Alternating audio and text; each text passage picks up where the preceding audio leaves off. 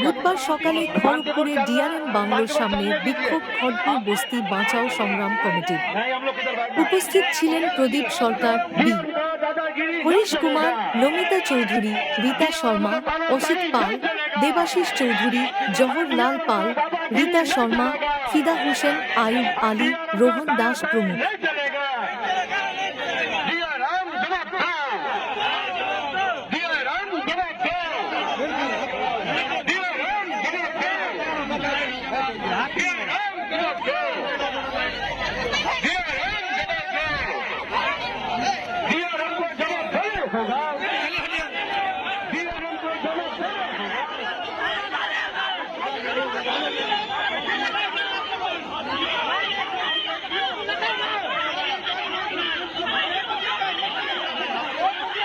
খড়গপুর বস্তি বাঁচাও সংগ্রাম সমিতির ডিআরএম বাংলো ঘেরাও করার অভিযান শান্তিপূর্ণভাবে চলছিল, কিন্তু হঠাৎ আরপিএফ লাঠিচার্জ করে এবং এই মেদিনীপুরে সাংগঠনিক জেলা তৃণমূল যুব কংগ্রেসের সহসভাপতি অসিত পাল গুরুতর আহত হন এবং তাকে চাঁদবাড়ি হাসপাতালে ভর্তি করা হয়েছে।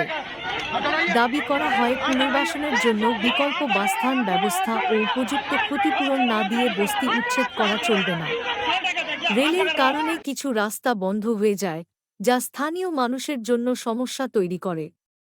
দেখতে থাকুন বিপ্লবী সংবাদ দর্পণ ডিজিটাল মিডিয়া পেজ।